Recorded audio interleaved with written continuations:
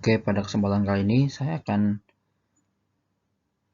mereview dan analisis kritis dan novelty penelitian akuntansi tentang judul pengaruh corporate social performance, business strategy, blockchain, dan corporate sustainability terhadap economic performance.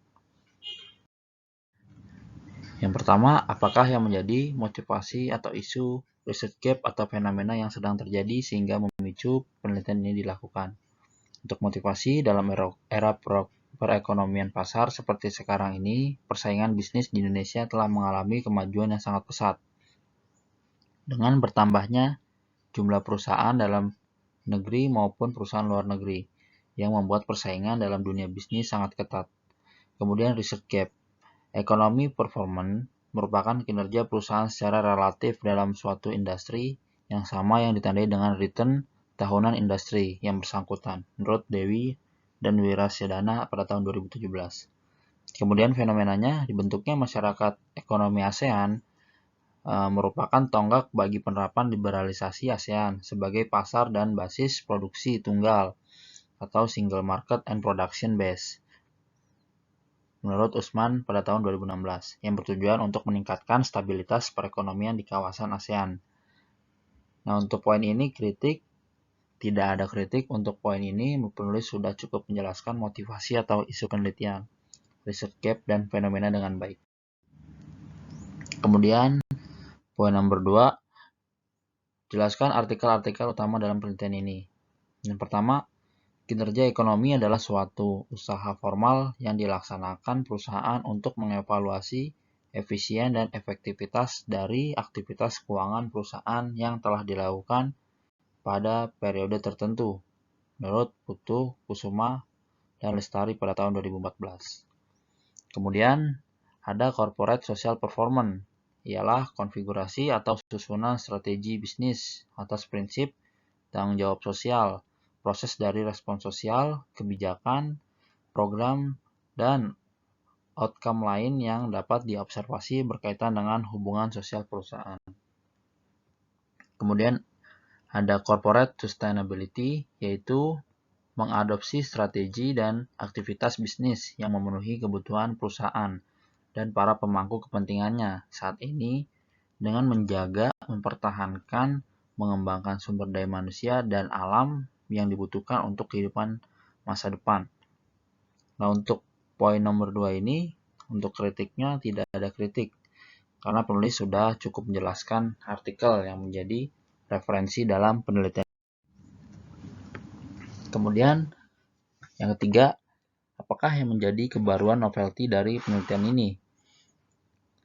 Nah, di sini adanya sebuah hubungan antara corporate social performance pada kinerja ekonomi yang apabila perusahaan telah mengungkapkan corporate social performance dalam laporan tahunan perusahaan atau media informasi yang akan diterima perusahaan, yaitu membuat citra perusahaan baik di hadapan investor.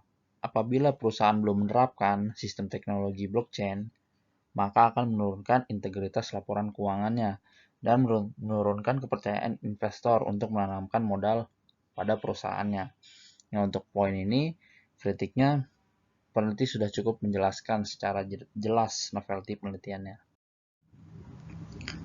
Kemudian, yang keempat, apa research question dari penelitian ini? Yang pertama, apakah corporate social performance berpengaruh terhadap economic performance?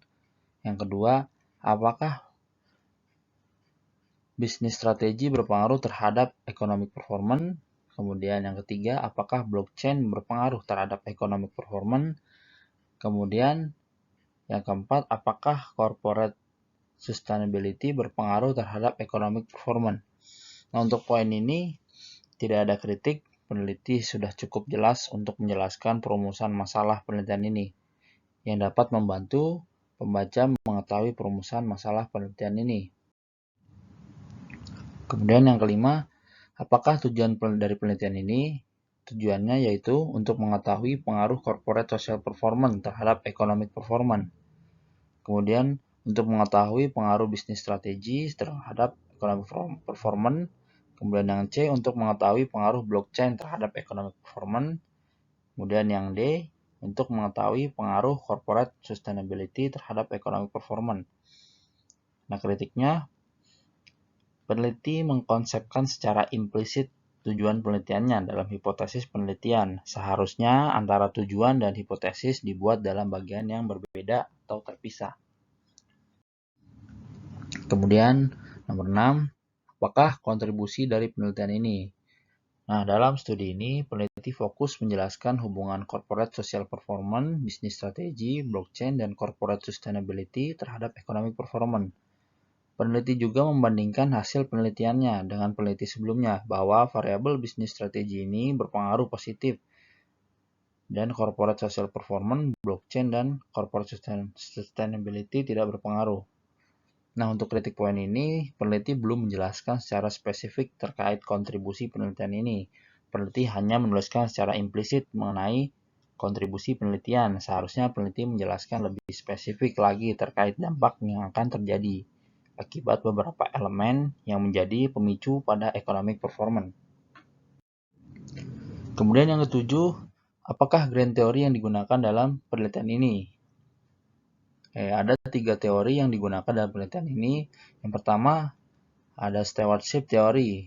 Menurut Donaldson dan Davis pada tahun 1991, teori ini berdasarkan teori psikologi dan sosiologi serta berasal dari pemikiran akuntansi manajemen di mana steward termotivasi untuk berkelakuan sesuai dengan keinginan prinsipal.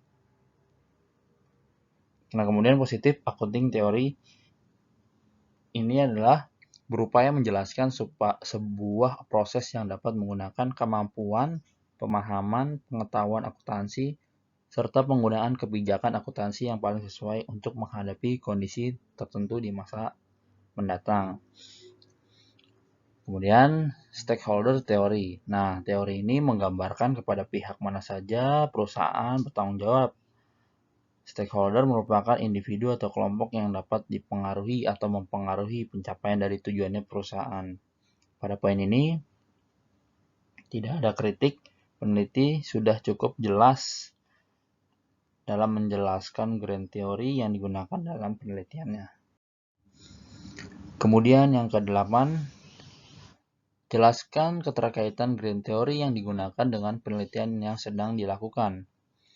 Nah, ada hubungan stewardship theory dalam penelitian ini pada economic performance, yaitu manajer tidak termotivasi oleh tujuan individu, melainkan pada sasaran hasil utama mereka, yaitu untuk kepentingan organisasi dan mengedepankan kepentingan organisasi lebih efektif, efisien, menempatkan kepentingan jangka panjang perusahaan di atas kepentingan pribadinya.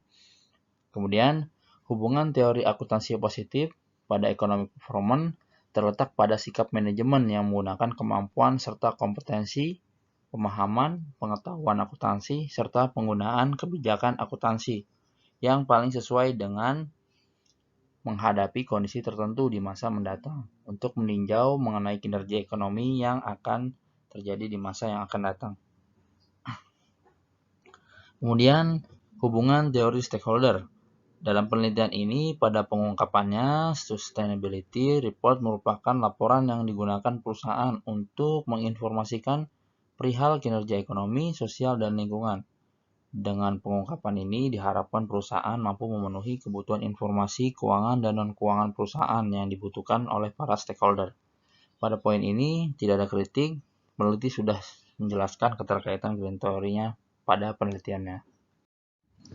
Nah, kemudian pada poin 9, berikut kerangka konseptualnya. Untuk kritik, peneliti tidak menggambarkan kerangka konseptual. Variabel dikenali secara implisit. Kerangka konseptual di atas adalah hasil dari penelaah oleh reviewer. Kemudian yang 10, apakah hipotesis penelitiannya? Hipotesis yang pertama ialah corporate social performance berpengaruh terhadap economic performance. Kemudian yang kedua, bisnis strategi berpengaruh terhadap economic performance. Kemudian yang ketiga, blockchain berpengaruh terhadap economic performance. Kemudian yang keempat, corporate sustainability berpengaruh terhadap economic performance. Nah, pada poin ini, kritiknya peneliti telah menyebutkan hipotesis penelitiannya secara eksplisit. Redaksional hipotesis H1, H2, H3, dan H4 mudah dipahami sehingga hipotesis dapat ditangkap dengan jelas. Kemudian, jelaskan metode penelitian yang digunakan, rancangan penelitian, definisi operasional variabel dan pengukurannya, teknik penarikan sampel, unit analisis, jenis data yang digunakan, uji kelayakan model, dan metode analisis data. Untuk rancangan penelitian ini menggunakan pendekatan kuantitatif.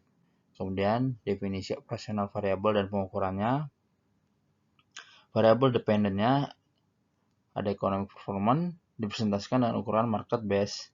Kemudian variabel independennya corporate social performance ialah X1, business strategi X2, blockchain X3, corporate sustainability X4. Nah, untuk kritiknya, peneliti menggambarkan pendekatan penelitian digunakan secara implisit sedangkan operasional variabel dan pengukuran telah dijelaskan secara eksplisit dan detail. Nah, kemudian teknik penarikan sampel. Teknik penarikan sampel yang digunakan adalah teknik purposive sampling. Dari hasil pemilihan sampel dengan menggunakan purposive sampling, terpilih 17 perusahaan manufaktur yang memenuhi kriteria dari total populasi sebanyak 85% perusahaan yang terdaftar di BI periode 2014 sampai dengan 2018. Nah, kritiknya, peneliti sudah menjelaskan teknik penarikan sampel secara eksplisit. Kemudian, jelaskan metode penelitian. Nah, ini untuk unit analisisnya, analisis data dilakukan dengan menggunakan regresi data panel. Alat analisis yang digunakan adalah aplikasi Evius versi 9.0. Kritik, peneliti sudah menjelaskan unit analisis secara eksplisit. Kemudian jenis datanya, ada data penelitian yang diperlukan, ialah data sekunder dengan metode dokumentasi. Data didapat dari semua catatan dan dokumen perusahaan serta laporan keuangan melalui website tersebut. Kemudian uji kelayakan model. Uji kelayakan model ini dalam penelitiannya menggunakan uji F dengan model tidak fit dan model fit. Kemudian metode analisis data. Metode analisis data yang digunakan ialah regresi data panel dengan beberapa indikator penilaian, diantaranya yaitu analisis statistik deskriptif, model regresi data panel, uji asumsi klasik, dan uji hipotesis. Kemudian persamaan regresi yang digunakan untuk menguji hipotesis yang berikut persamaannya. Lanjut yang ke-13, pembahasan hasil penelitian statistik deskriptif, hasil uji kelayakan model, dan hasil uji hipotesis. Berikut tabel statistik deskriptif. Nah, untuk kritiknya, saya rasa peneliti sudah jelas menampilkan hasil data penelitiannya. Kemudian uji kelayakan model. Dari hasil penelitian, nilai F statistik sebesar 4,666620, sementara F tabel sebesar 2,49. Dengan demikian, F statistik lebih besar dari F table dengan nilai probabilitas kurang dari 0,05, maka ditolak dan HA diterima. Maka diartikan bahwa secara bersama-sama variabel corporate social performance, bisnis strategi, blockchain, dan corporate sustainability berpengaruh terhadap economic performance. Kemudian uji hipotesisnya. Dari hasil perhitungan dapat dilihat bahwa keempat variabel di atas hanya variabel bisnis strategi saja yang berpengaruh terhadap economic performance.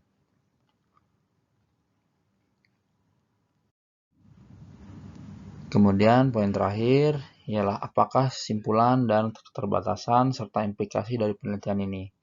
Untuk kesimpulan, variabel corporate social performance dalam penelitian ini tidak memiliki pengaruh terhadap economic performance pada perusahaan manufaktur yang terdaftar di BI pada periode 2014 sampai dengan 2018. Variabel bisnis strategi dalam penelitian ini memiliki pengaruh terhadap economic performance dan variabel blockchain tidak memiliki pengaruh terhadap economic performance. Sedangkan variabel corporate sustainability juga tidak memiliki pengaruh terhadap economic performance. Untuk kritik pada poin ini, peneliti sudah lengkap menjelaskan untuk kesimpulan. Keterbatasan periode penelitian yang digunakan hanya selama 5 tahun, sehingga data yang diambil kemungkinan kurang mencerminkan kondisi perusahaan dalam jangka panjang. Kemudian masih banyaknya perusahaan yang menerbitkan laporan keuangan dalam mata uang asing seperti US dollar. Terdapat perusahaan yang tidak melakukan pembagian dividen yang mengakibatkan sampel perusahaan menjadi terbatas. Kemudian variabel yang digunakan dalam penelitian ini masih terbatas pada variabel independen, yaitu corporate social performance, business strategy, blockchain, dan corporate sustainability, dan variabel dependent, yaitu economic performance, dengan masing-masing variabel yang hanya satu proksi. Kemudian implikasinya bagi perusahaan harusnya lebih memperhatikan kelengkapan data kinerja perusahaannya. Kemudian untuk investor sebaiknya lebih melihat kualitas laporan keuangannya, bukan hanya dari segi angka labanya saja, melainkan dari segi angka labanya, melainkan jenis laporan keuangan yang lain seperti halnya laporan arus kas, aktivitas operasional perusahaan tersebut harusnya baik. Bagi peneliti selanjutnya diharapkan memperluas periode penelitiannya, diharapkan juga sebaiknya menggunakan sektor yang berbeda, kemudian menggunakan proksi lain dalam menghitung variabel dependen dan variabel independennya.